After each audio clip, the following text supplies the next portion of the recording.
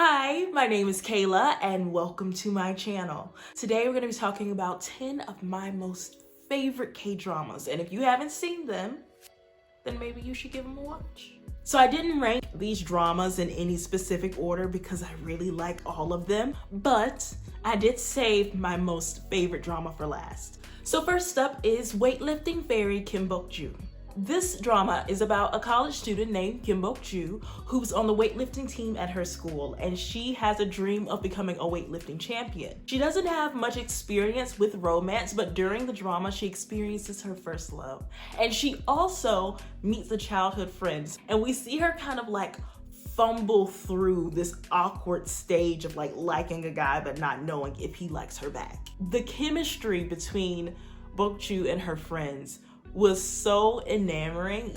What? She was just so charming. They were so charming and just fun to watch. The main leads for this show, their romance was so believable. Their friendship was so believable. This is a show that I could rewatch over and over and over again just because of how well done it is and how just good it makes you feel and how great the actors are. I can't say enough about how much I actually love this show. So the second K-drama we're going to be talking about today is Mr. Queen.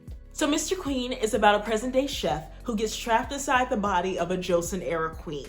And he just turns everything upside down because he brings his masculinity as well as his modern-day sensibilities to this older time and to this woman's life. And sometimes it works out in his favor and sometimes it doesn't. So the chemistry between the two main leads was, I love that you can see the leads slowly falling in love with each other, and that you realize, and they realize, that it's inevitable that they are going to love each other and care about each other whether they want to or not. But our female lead in this show is amazing. She so perfectly embodied a man trapped inside the body of a woman, and he's trying to like figure out how to stay masculine but also look feminine. Like, it was so complex, but she made it look so easy. It's different from other historical dramas I've watched, and I really enjoyed it, and I think you will too. So next is Strong Woman Do BongSoon. This drama is about a young woman named Do BongSoon who comes from a long line of women who inherit super strength. She dreams of creating a game where she is the main character. So she ends up getting a job at a gaming company, but it's as the bodyguard of the CEO after he sees how strong she is. There's also a kidnapper who's terrorizing women in Do BongSoon's neighborhood. So her and her boss work together to train her how to use her strength as well as how to stop the kidnapper. The ensemble for this show is hilarious, but my main focus when I watch this show are the leads. The main leads are so sweet together. The way he looks at her during the whole show just makes me just like, woof. This show was a nice combination of comedy and romance and also suspense because the kidnapper in this show is kind of scary and you're just like, dude, please stop. And he don't stop. Another great thing about this show is I heard there's supposed to be a season 2. So if you haven't seen it, at least watch it before we possibly get a season 2. And I am ready. For season 2.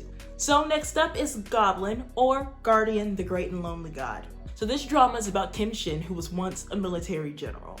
He's framed as a traitor and then he's killed by the king. So then years later, he's cursed to become immortal and watch his loved ones die as a punishment for all the people that he has killed during war. The only way he can die is for the Goblin bride to pull the sword out of his chest. Fast forward 900 years later, and he finally meets his Goblin bride, and we get to see them get to know each other, fall in love, and have to jump through a lot of supernatural hurdles. The first thing I said when I saw Gong-yi was, oh my gosh, that is a beautiful man.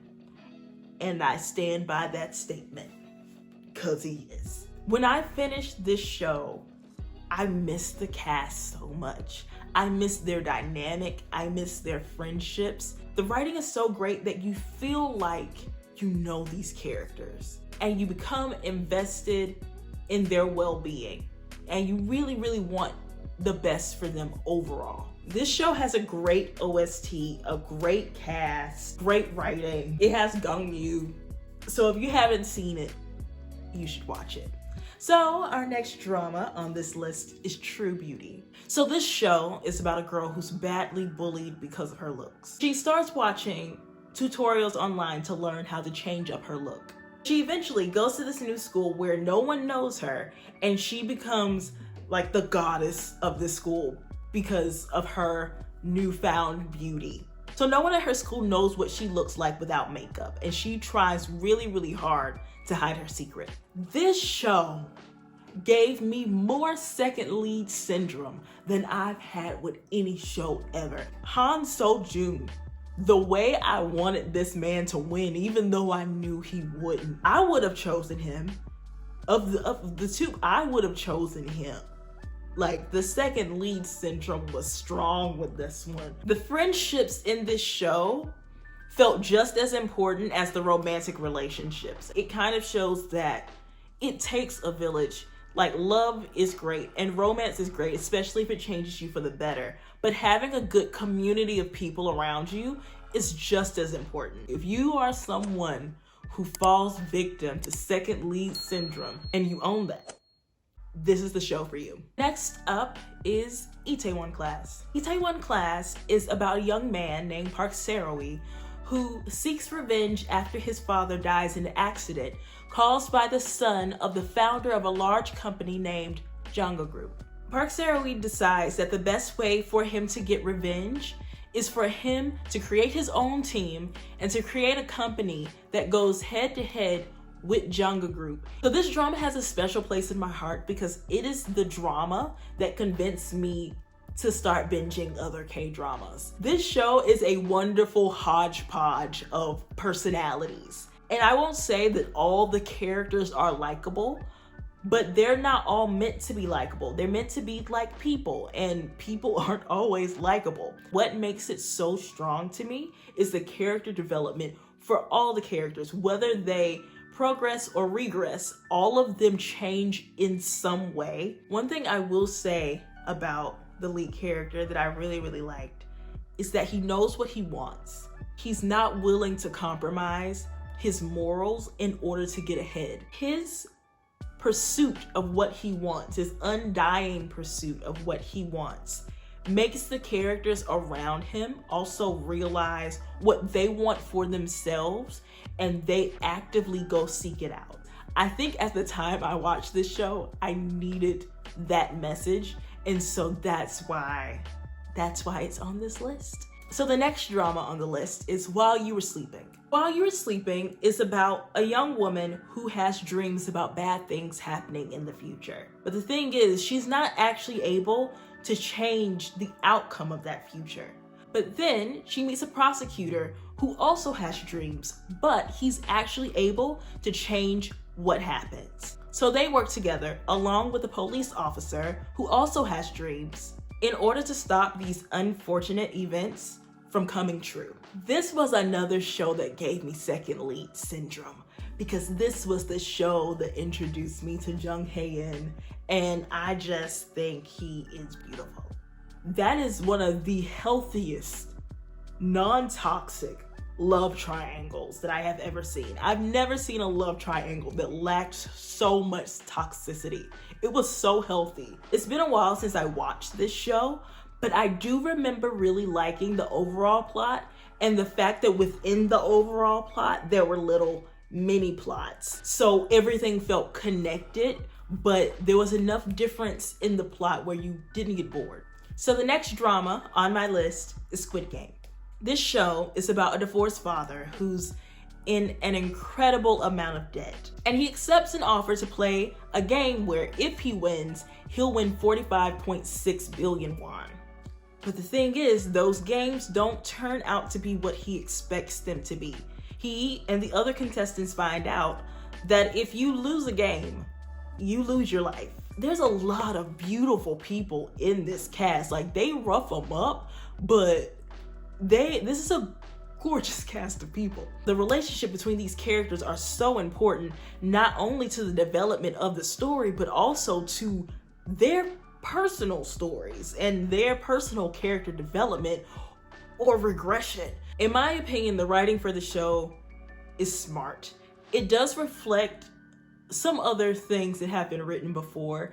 I didn't need it to be unique in its concept because I felt like it was unique enough in its delivery. So this definitely isn't a show for everyone. So if you don't like, blood, gore, if that's just something that's a little bit too much for you, violence, there's a lot of that in this show. So just like be forewarned. But if it's something that you can stomach and you like stories of human nature, then this is the show for you. So the next drama is My Roommates is a Gumiho. This drama is about a 999-year-old Gumiho, or nine-tailed fox, who wants to become human. So to become human, he uses the bead to drain human energy. But one day he has an accident that causes the female college student, Idam, to swallow the bead. The bead can't stay inside her for more than a year or she'll die. And our male lead, the Gumiho, he will lose his only chance at becoming human. Idam moves in with the Gumiho in order to be sure that they can protect the bead. This is another show with great chemistry. I think I just really love good chemistry because all of these, I'm like, they have great chemistry. What is a show without great chemistry? And there is a tiny bit, just the tiniest bit of second lead syndrome. It's so small, but it happens later. But it'll happen, maybe, probably. I don't know, but I got it. I got second lead syndrome, just a little bit, just a wee bit. I love Hetty in this. She is so funny. Like, her comedic timing is so great. Like, she's probably one of my most favorite female leads just for the fact that she is hilarious, but also she just does just as well in the dramatic scenes. So the last drama of today, and my most favorite drama at the moment, Vincenzo. Vincenzo is about a Korean man who was adopted into an Italian family at 8 years old.